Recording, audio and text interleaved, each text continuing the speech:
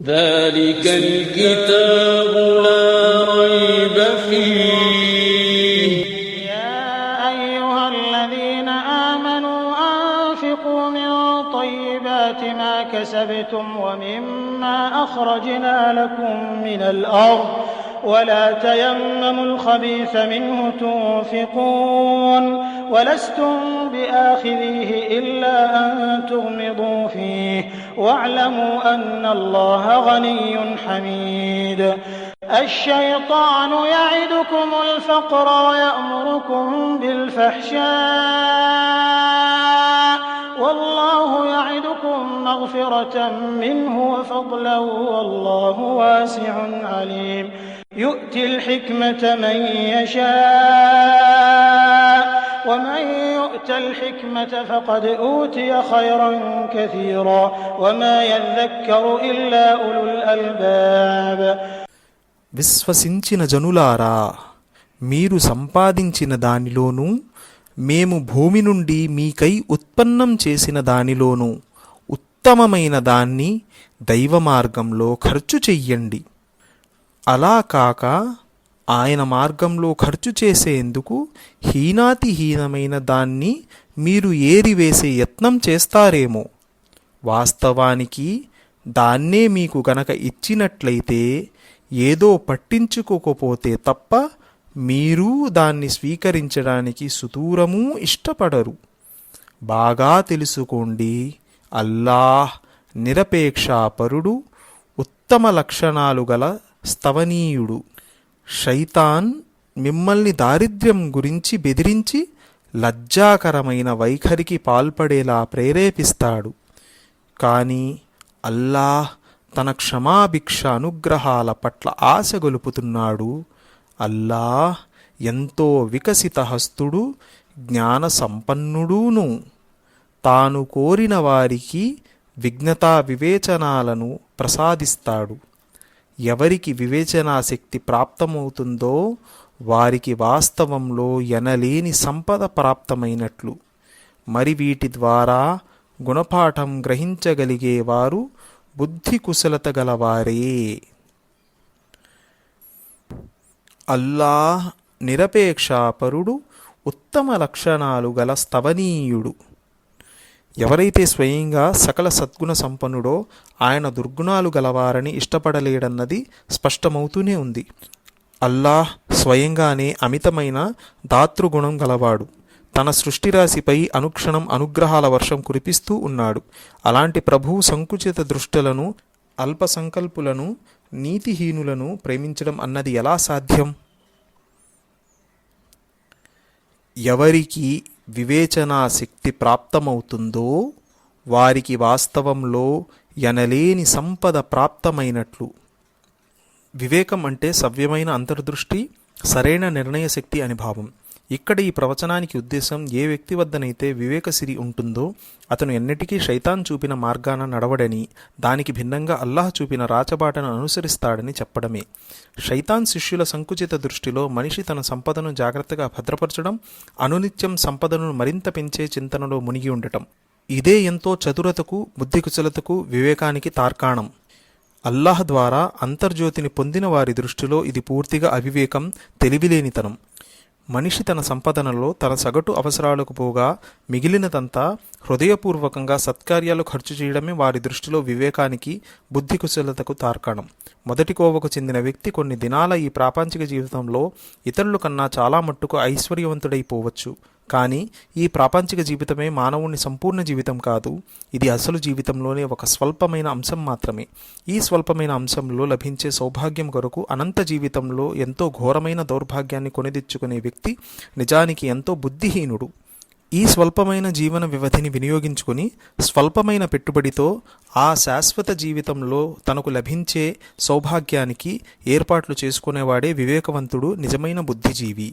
وما أنفقتم من نفقة أو نذرتم من نذر فإن الله يعلمه وما للظالمين من أنصار إن تبدوا الصدقات فنعما هي وإن تخفوها وتؤتوها الفقراء فهو خير لكم ويكفر عنكم من سيئاتكم والله بما تعملون خبير. మీరు ఏది ఖర్చు చేసినా ఏమి మొక్కుకున్నా అంతా నిశ్చయంగా అల్లాహకు తెలుసు. అత్యాచారులకు సహాయపడేవాడెవడూ లేడు. మీరు దాన ధర్మాలను బహిర్గతపరిచినా అదీ మంచిదే, కానీ గోప్యంగా అగత్యపరులకు ఇచ్చినట్లయితే అది మీకు ఎంతో మేలైనది. దీనివల్ల మీ అవకార్యాలెన్నో హరించుకుపోతాయి. ఇంతకు మీరు ఏమి చేసినా అది అల్లాహకు ఎట్టి పరిస్థితుల్లోనూ తెలిసిపోయేదే. అత్యాచారులకు సహాయపడేవాడెవడూ లేడు. ఖర్చు చేయడం అన్నది దైవ మార్గంలో జరిగినా, శైతాను మార్గంలో జరిగినా, దైవం కొరకు మొక్కుకున్నా, దైవేతర శక్తులకు మొక్కుకున్నా, ఉభయ సందర్భాల్లోనూ మనిషి సంకల్పము, అతని ఆచరణ విషయం అల్లాహకు బాగా తెలుసు. ఆయన కొరకు ఖర్చు చేసిన వారు, ఆయనకే మొక్కుకున్నవారు దాని ప్రతిఫలాన్ని పొందుతారు. మరే దుర్మార్గులైతే శైతాన్ మార్గాల్లో ఖర్చు చేశారో, అల్లాహ్ను కాదని ఇతరులకు మొక్కుకున్నారో వారిని దైవశిక్ష నుండి తప్పించేందుకు సహాయం చేసేవాడెవడూ దొరకడు. మొక్కుబడి అంటే మనిషి తన అభీష్టం ఏదైనా నెరవేరినందుకు తన విధి కాని ఏదైనా ఖర్చును లేక ఏదైనా సేవను తనపై తప్పనిసరిగా విధించుకోవడం అన్నమాట. అయితే నెరవేరిన ఈ అభీష్టం ధర్మసమ్మతమైనది అయి ఉండాలి. దాని పరిపూర్తికి అల్లాహనే వేడుకొని ఉండాలి. అది నెరవేరిన పక్షంలో ఏ పనినైతే చెయ్యాలని మనిషి ప్రమాణం చేసుకున్నాడో అది అల్లాహ్ కొరకే అయి ఉండాలి. ఇలాంటి మొక్కుబడి అల్లాహ్ విధేయతకు లోబడి చేసినదని చెప్పవచ్చు. దాన్ని నెరవేర్చడం పుణ్యప్రదం. ఒకవేళ మొక్కుకోవడం ఇలా జరగని పక్షంలో ఆ మొక్కుబడి అపరాధం, దాన్ని నెరవేర్చడం శిక్షకు ప్రాప్తమవుతుంది. కానీ గోప్యంగా అగత్యపరులకు ఇచ్చినట్లయితే అది మీకు ఎంతో మేలైనది. ఫర్జ్ విధి అయిన దానం బహిరంగంగా ఇవ్వడమే ఉత్తమం. ఫర్జ్ కాని దానం మట్టుకు గోప్యంగా ఇవ్వడమే మంచిది.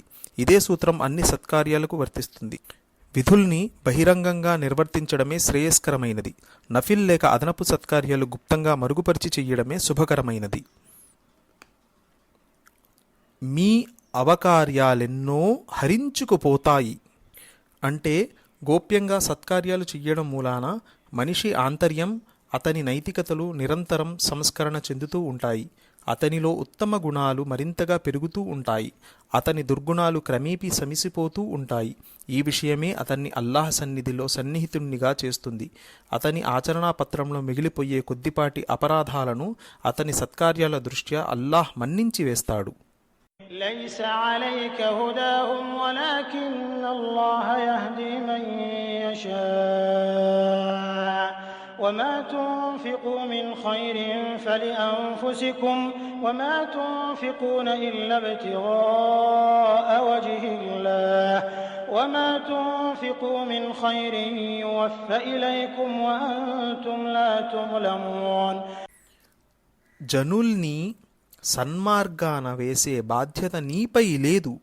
సన్మార్గ అవలంబనను స్వయాన అల్లాహ్ తాను తలచిన వారికి అనుగ్రహిస్తాడు. దాన ధర్మాలలో మీరు ఖర్చు చేసే ధనం మీకే లాభకరమవుతుంది. మీరు ఖర్చు చేసేదేమైనా అది అల్లాహ్ ప్రసన్నత పడేయడానికే కదా. అందువల్ల దాన ధర్మాలలో మీరు ఖర్చు చేసే ధనానికంతటికీ సంపూర్ణ ప్రతిఫలం మీకు చెల్లించబడుతుంది. మీకున్న హక్కు పట్ల ఎంత మాత్రం అన్యాయం జరగదు.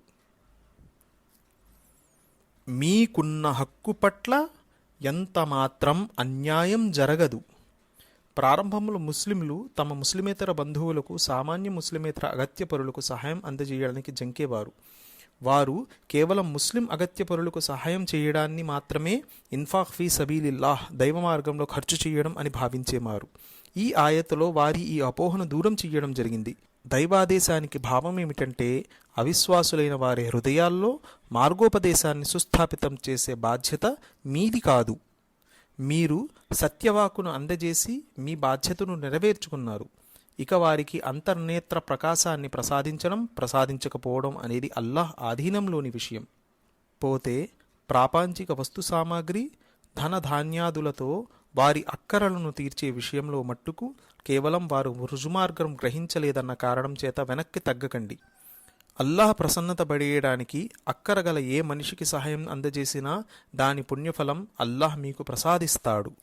للفقراء الذين أحصروا في سبيل الله لا يستطيعون ضربا في الأرض يحسبهم الجاهل أغنياء من التعفف تعرفهم بسيماهم لا يسألون الناس إلحافا وما تنفقوا من خير فإن الله به عليم. ముఖ్యంగా సహాయానికి అర్హులైన వారు దైవధ్యేయ పథంలో తలమునకలై ఉండి స్వంత ఉపాధి సంపాదనకై ధరణిలో ఎటూ కదలలేని నిర్ధనులు. వారిని ఎరుగని వ్యక్తి వారి ఆత్మాభిమానం చూసి వారు కలిగిన వారేనని తలపోస్తాడు. వారి ముఖాల ద్వారా వారి నిజస్థితిని మీరు గ్రహించగలరు. కానీ వారు జనుల వెంటబడి అర్థించే రకం కాదు. వారి సహాయార్థం మీరు ఏదైనా ఖర్చు చేస్తే అది అల్లాహకు తెలియకుండా ఉండదు. మీరు ఏదైనా ఖర్చు చేస్తే అది అల్లాహకు తెలియకుండా ఉండదు. ఈ కోవకు చెందినవారు దైవధర్మ సేవకు తమను తాము ఆపాదమస్తకం అంకితం చేసుకునేవారు. సమయమంతా ధార్మిక సేవల్లో వెచ్చించడం మూలాన తమ జీవిక సంపాదించుకునేందుకు ఏదైనా కృషి చేసే స్థితిలో ఉండరు. ప్రవక్త మహనీయులు సల్లల్లాహు అలైహి వసల్లం కాలంలో ఇలాంటి స్వచ్ఛంద సేవకుల ఒక వర్గం స్థిరంగా ఉండేది. వీరిని చరిత్రలో అస్హాబు సుఫా అని పేర్కొనడం జరిగింది. వీరు దాదాపు 3 లేక 400 మంది. వీరంతా తమ ఇల్లు వాకిలి వదిలివేసి మదీనా వచ్చేసిన వారే. సతతం నాయక శ్రేష్ఠుని సల్లల్లాహు అలైహి వసల్లం సహచర్యంలో ఉండేవారు. ఎప్పుడైనా సరే ఏ సేవకైనా సన్నిధులై ఉండేవారు. ప్రవక్త మహనీయులు సల్లల్లాహు అలైహి వసల్లం ఏ కార్యనిర్వహణకు పంపాలనుకున్నా వారిని పంపేవారు. మదీనా వెలుపల ఏ పని లేనప్పుడు వారు మదీనాలోనే ఉంటూ ధర్మజ్ఞాన సముపార్జనలోనే గడిపేవారు. ఇతర సోదరులకు ఆ ధర్మజ్ఞానాన్ని బోధించేవారు. వీరు తమ సమయమంతా ఉద్యమ కార్యాల్లోనే వెచ్చించే కార్యకర్తలు కావడం చేతను తమ జీవిక సముపార్జనకు స్వంత సాధనాలేవీ లేనివారవడం చేతను వీరి విషయంలో శ్రద్ధ చూపమని అల్లాహ్ సాధారణ ముస్లింలకు బోధించాడు. ముఖ్యంగా వీరికి సహాయం చేయడం ఇన్ఫాక్ ఫీ సబీలిల్లాహ్ దైవ మార్గంలో ఖర్చు చేసే ఉత్తమమైన పద్ధతి అని ఉపదేశించాడు.